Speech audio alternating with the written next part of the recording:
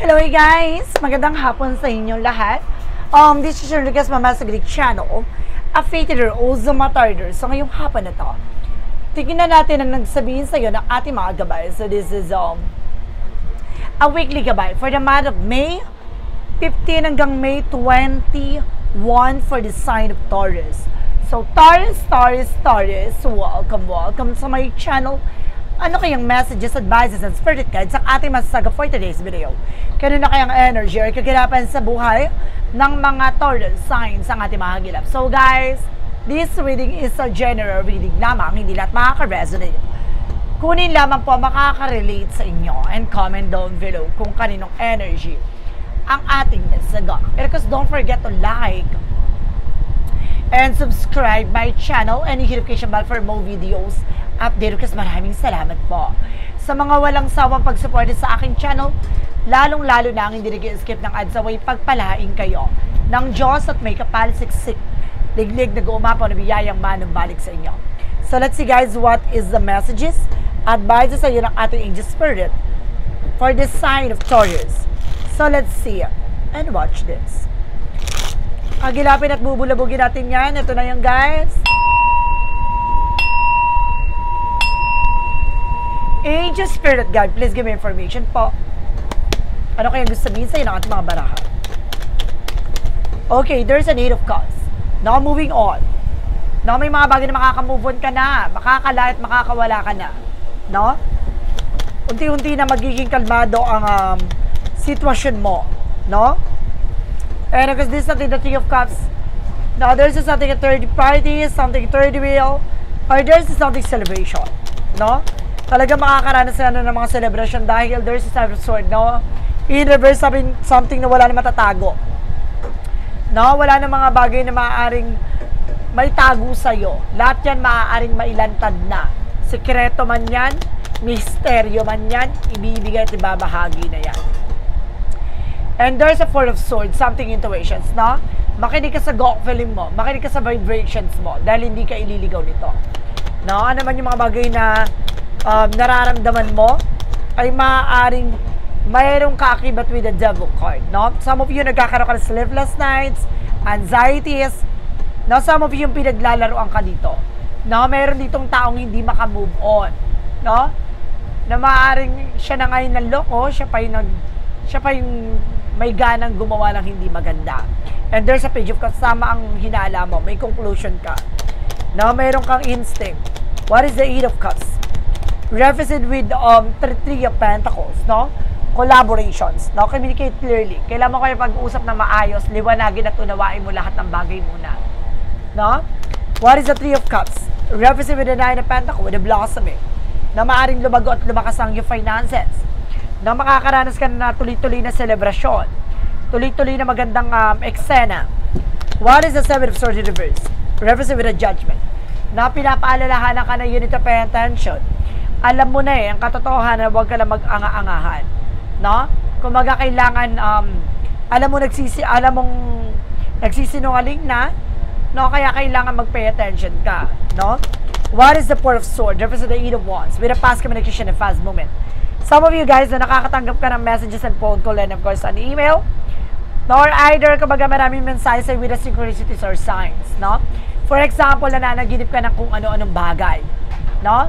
May mga nakikita kang angel's number kung saan-saan, no? With, kumbaga, there's something unexpected moment na makakakita ka, ganon. May blessing this, guys, na maaaring mangyari sa buhay mo. What is additional messages with the Devil card? Represent the Ace of Pentacles. No, ibig sabihin dito, kumbaga, meron ditong binayaran para gawang ka. No, nagbayad siya. No, para guluhin ng iyong sitwasyon. No, and there's something guys with the 6 of Pentacles, sabi ko na nga ba may binayaran, no? Pero magtutuloy-tuloy na rin daw about sa finances mo, no? Na maaaring na-delay nila yan for a meantime, but definitely magtutuloy-tuloy yan. What is the 8 of Cups? Because the 3 of Pentacles represent with everything is fine. So ibig sabihin dito, pinipilit mo na lang maging okay, no? Kahit na naghihirapan ka, no? Talagang nilalaban mo. No, what is the 3 of Cups? Because the 9 of Pentacles represent with a Magician for manifestation. May mga bagay na unti-unti mo na mamamanifest. No, may mga bagay na unti-unti mo na makakamit, makukuha. No? What is additional messages? And there's a Three of Wands. The waiting is over. Pinapaalala ka na kung ano hinihintay mo, document papers na maaaring dumating na. No, magkakaroon ka dito ng unexpected situation na maaaring hindi mo akalain na darating no agad-agad. What is additional messages? So there's a Seven of Wands protection at pangalaga mo yung sarili mo dito. No? Kumaga maraming mga mensahe na binibigay sila ng ating gabay na kailangan mo proteksyonan yung sarili mo. No, hindi lang sa finances kundi rin na about sa kalusugan mo. What is additional messages? And of course, there is something guys with a Nine of Cups, a wish fulfillment. So may mga bagay na matutupad na. No, may mga bagay na may sa katuparan mo na. No, ano man yung mga bagay pangarap mo pagdating sa resource of income, lalago, lalakas na siya. No, what is additional messages? And there's a Death card. No, there's something an ending and a new beginning, a transformation. No, magkakaroon ka ng spiritual development dito. No, maaaring may mga bagay na mabago na, mag-iba na. No, at may mga bagay na rin matapos na ang kaguluhan at kaganapan sa buhay mo.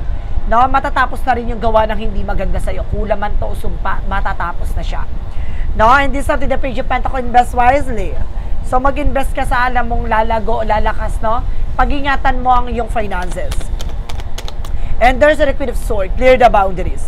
Linisin mo yung mga bagay na makakasira sa eksena mo. No? Sinasabi sa'yo dito guys na kumbaga maaaring magtagumpay ka na, tapos na ang laban sa eksena na to. No? And there's something, the Page of Swords, no? Being curiosity, there's a spying looking, watching at you.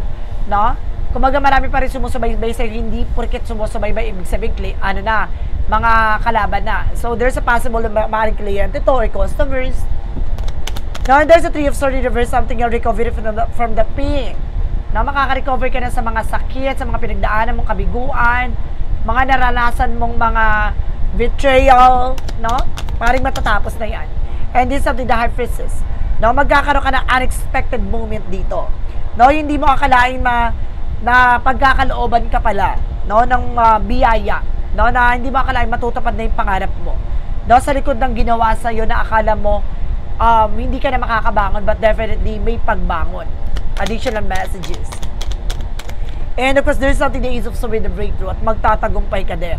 No, magtatagumpay ka rin sa lahat ng aspeto. No, magiging maganda daloy ng iyong pagkakaperahan basta makinig ka sa gut feeling mo. No, mayroon ka mga nararamdaman dito na kailangan mong pakinggan at kailangan mong unawain. No, kailangan alamin mo kung ano ibig sabihin nun. Baka nakakakita ka ng mga angels number. No, for example, it's 777. It means there's a flow. No, the 222, there's an alignment. No, naka-align na talaga lahat ang magaganap sa iyo. So, kailangan mo lang mag-readjust. No? So, there's something, a 1-1 for intuition and taking actions. No? And 11-11 represent a wish fulfillment. So, may mga bagay na matutupad na. And the 8-8-8 represent abundance. No? Good karma. No? A 9-9-9 for a lesson learned. No? Kailangan mo matuto. And the 10-10 represent a big major changes. No? Kumbaga, malaking pagbabago magaganap sa buhay mo. And the 12-12 represents something, a development of your own, no, spirituality. No? Kumbaga, guys, lahat ng bagay na ito ay may ibig sabihin. No? Ganun din sa mga panaginip mo. Marami kang bagay na matutuklasan dyan. So, guys, let's see what is additional messages tayo. Pagdating sa finances and career, pagdating sa love life, at pagdating sa kalusugan mo. Alamin na natin yan, guys. So, let's watch this. So, ito na, Taurus, no? Before anything else, once again, a happy birthday to all of you, the Taurus signs here. No? So, let's see what is the additional messages. About sa finances mo, there is something the world represents trouble and success. No? Talaga magtatagumpay ka, may pagwagi.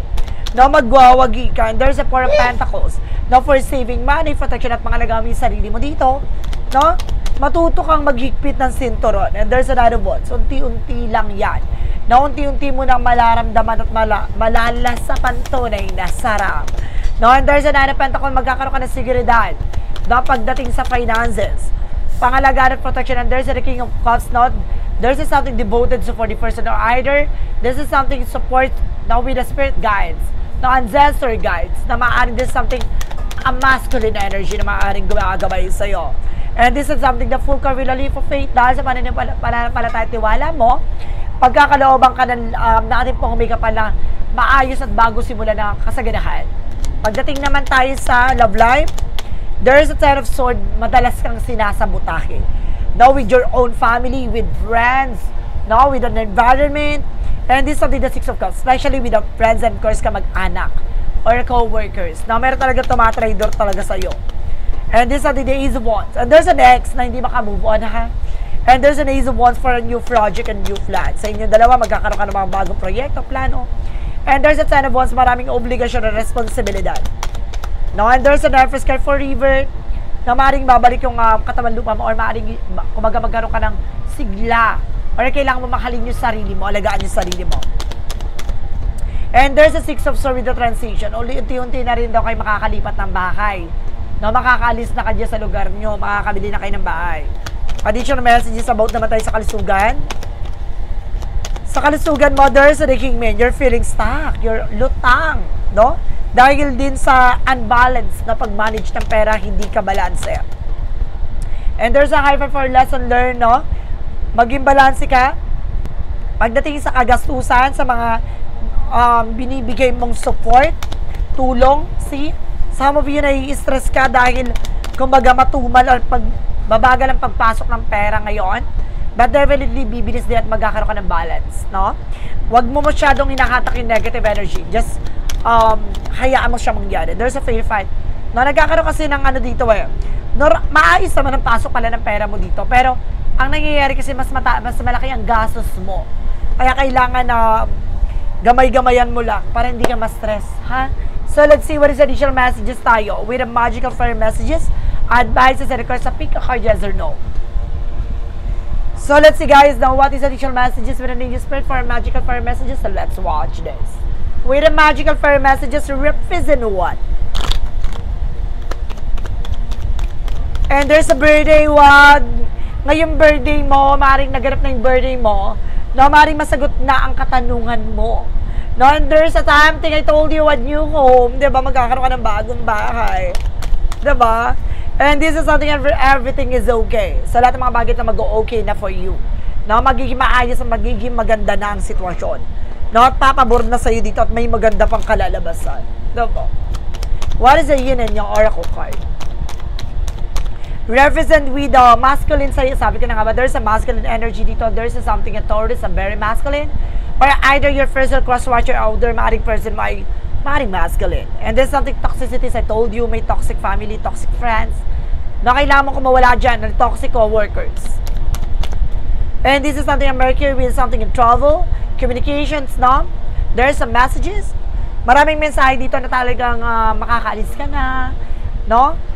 Maraming kliyente papasok, customers, no? Gaganda lang sitwasyon mo, luluwag ng eksena. With an angel spirit for synchronicities represent what?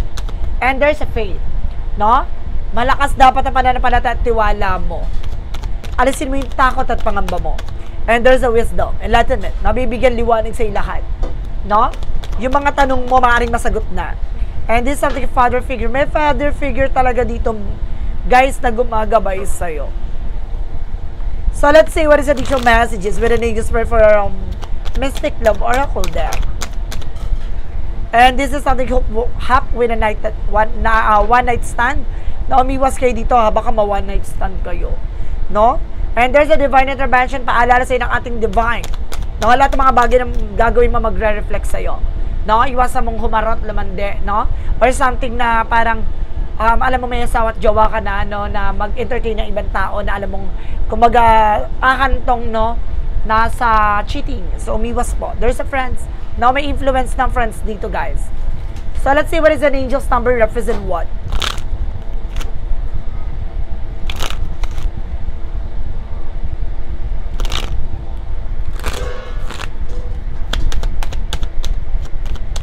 Angel's number represent a 20 with a compassion. No, pagdating sa mga bagay-bagay daw, talagang, kumbaga, mahal mo yung ginagawa mo eh. No? Gusto mo yung ginagawa mo. It is confirmation that your assumption or beliefs are correct.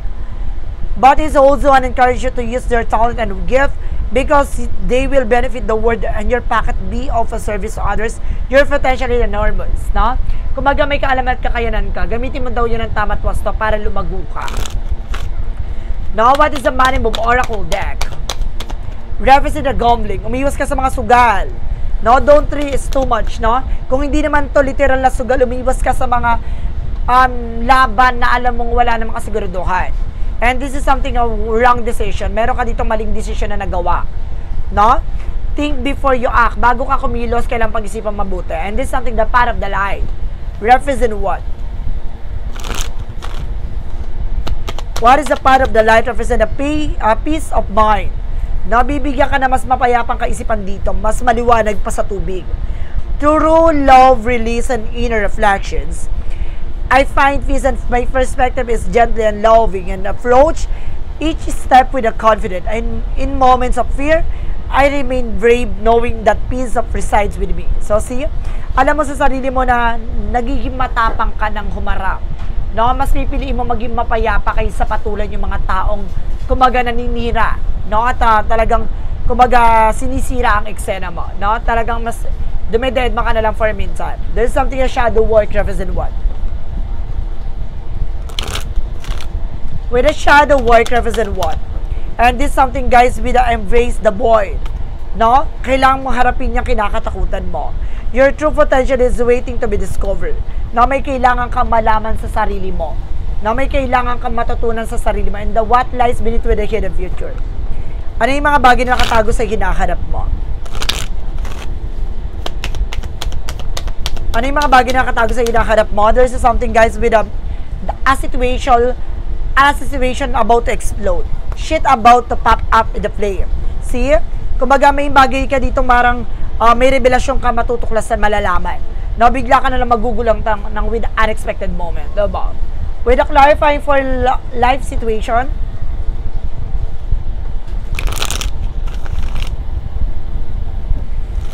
For clarifying for a life situation, represent what? Okay. Thank you, Spirit. Let's give information po. Okay. Rough roads. Prepare carefully before you continue, for it's a long journey ahead. No? Mag-ingat ka, no? Pagandaan mo. No? Dahil sa tatahakan mo landasin, maraming mga pagsubok, challenges, obstacle. Kailangan handa ka. No? Lakasan mo ang loob mo, maging matapang ka. So, let's see what is clarifying for a love situation.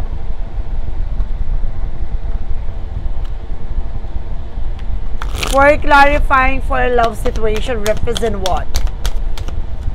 And this is something in temporal bonds. This is something in the real of lighty bonds through connections wavery but endure. Diba? Kumbaga, manatili kang lumaban or kailangan mong kumbaga tibayin ang iyong loob. No? Dahil itong connection na to ay maaaring magdadala sa iyo sa mas maganda at malakas at masaganang sitwasyon. Pagdating sa love life, no, talagang solid kayo ng person mo. No, maaaring kailangan nyo mas patibayin ang inyong pagsasama. So, let's see what is yes or no, pick a card. Let's see and watch this. With a pick a card, yes or no, guys. This is a yes or no, pick a card. Umpisaan na natin yan, guys, no? Let's start na tayo with the number 1.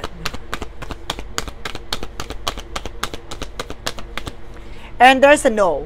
Your ideals are rejected, not satisfied with the result, no? Yung miniisip mo ay hindi ka tanggap-tanggap, no? Ang sinasabi dito at hindi ka magtatagumpay sa kung ano man yung gusto mo at hindi mo magugustuhan ang resulta nito. Kaya umiwas ka. No? Tigilan mo. And this is something that, yes, choose a path and proceed confidently. No? Piliin mo tong direksyon na to, no? At mas magandang tatahakin mo at kailangan lakas loob mong harapin ito, no?